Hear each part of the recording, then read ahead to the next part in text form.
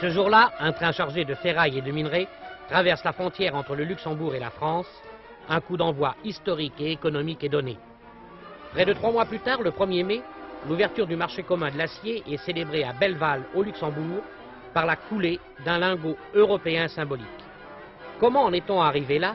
Quels sont les hommes qui ont permis la naissance et l'adolescence de la communauté européenne du charbon et de l'acier? Cette communauté, la CECA, dont on a fêté avant-hier le 15e anniversaire.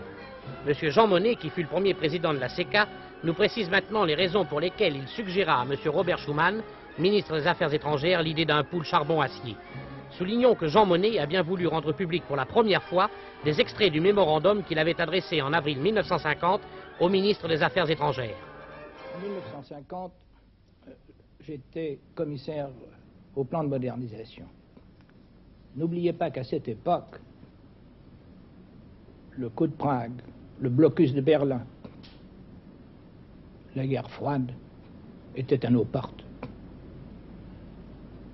J'ai toujours été convaincu, et surtout depuis la dernière guerre, que pour arriver à établir la paix, il fallait établir l'unité entre l'Allemagne et la France.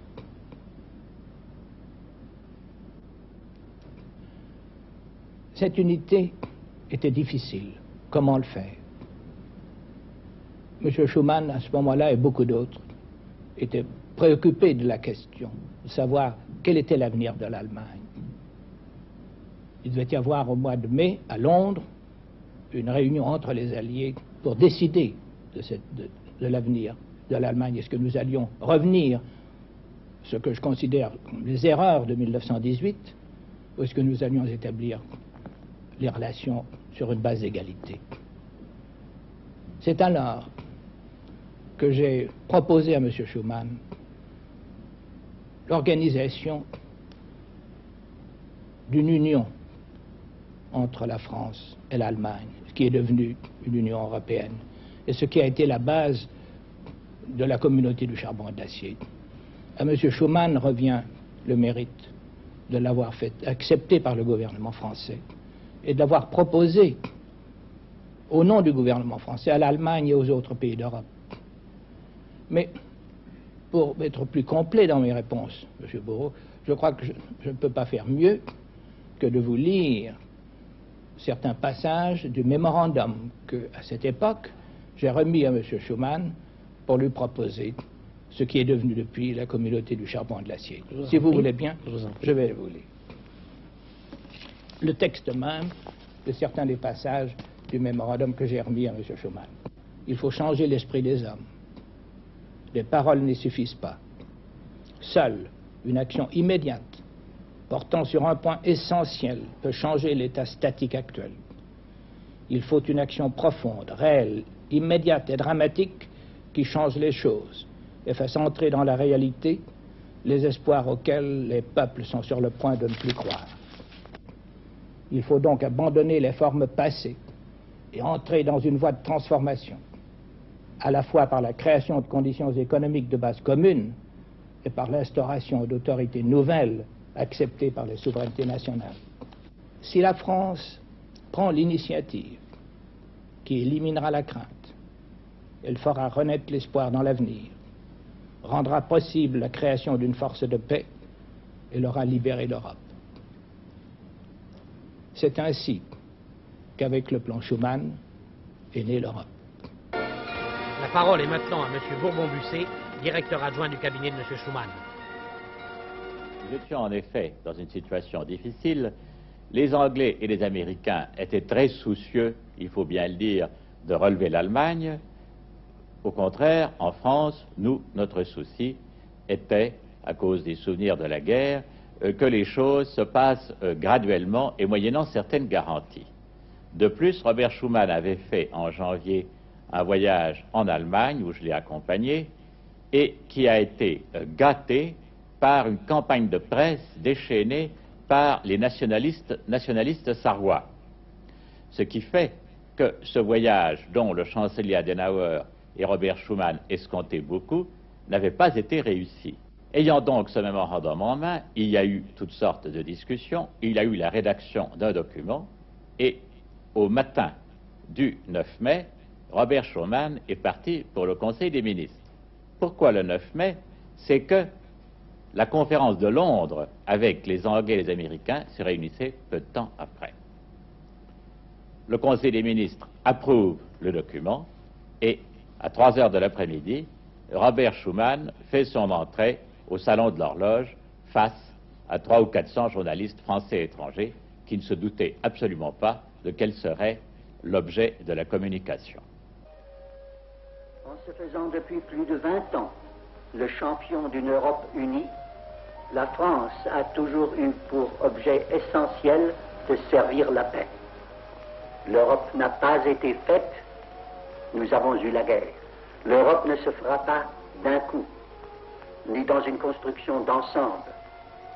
Elle se fera par des réalisations concrètes, créant d'abord une solidarité de fait. Dès l'annonce de cette initiative, les journalistes se précipitent pour annoncer la nouvelle au monde.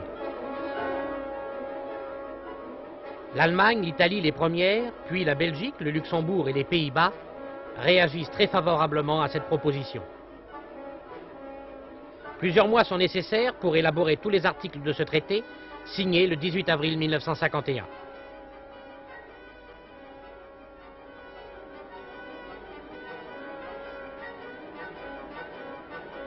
Une fois toutes les ratifications parlementaires obtenues, la Communauté européenne du charbon et de l'acier vient au monde officiellement le 25 juillet 1952.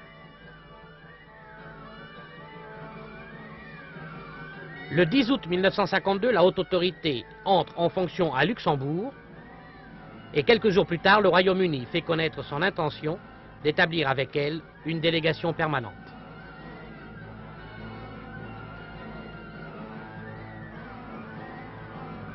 Puis, quelques pays européens et le Japon passent des contrats d'association avec la communauté. Mais quel était le rôle de la CECA? Créer entre les Européens une solidarité de fait par les réalisations concrètes. Mettre en commun des productions de base, charbon et acier, pour travailler à l'unification économique de l'Europe. Ainsi, le charbon et l'acier des 6 pays se trouvent à la disposition de 170 millions de consommateurs sans tenir compte des frontières. Maintenant, René Meyer évoque ce 15e anniversaire. Il y a un lien très net dans la personne de M. Jean Monnet entre le plan de modernisation et d'équipement, le premier plan qui porte son nom, et les idées qui ont abouti à la déclaration du 9 mai 1950. C'était une véritable révolution dans les esprits. Elle se heurta chez beaucoup à du scepticisme. Elle suscita par ailleurs de nombreux enthousiasmes. Et elle avait un côté pragmatique, un côté pratique qui séduisit ceux qui, comme moi, avaient été, avant-guerre déjà, mêlés aux négociations franco-allemandes relatives au charbon, à la navigation sur le Rhin et aux questions de chemin de fer intéressant les deux pays. 42 millions de tonnes d'acier en 1952, 83 millions fournis en 1964, la CECA est devenue le plus fort exportateur d'acier du monde. En 1970, elle atteindra 100 millions de tonnes, soit un peu plus de 100 millions d'automobiles, ou 3000 paquebots comme le France, ou encore 666 000 km de voies ferrées. En raison d'une plus grande utilisation d'autres moyens énergétiques, la production de charbon qui s'élevait en 1950 à 217 millions de tonnes, montait jusqu'à 249 millions en 1956 pour descendre en 1964 à 228 millions. En 15 ans, la CECA a permis la réadaptation de près de 190 000 travailleurs. Elle a fait un effort particulier dans le domaine du logement. Depuis 1954, 75 000 logements sont sortis de terre. Dans 15 ans, parlera-t-on encore de la CECA? Cependant, elle peut se retourner sur les 15 années passées. Elle a ouvert la route à l'Europe, suscité le traité de Rome et voulu rendre les pays de la communauté solidaires.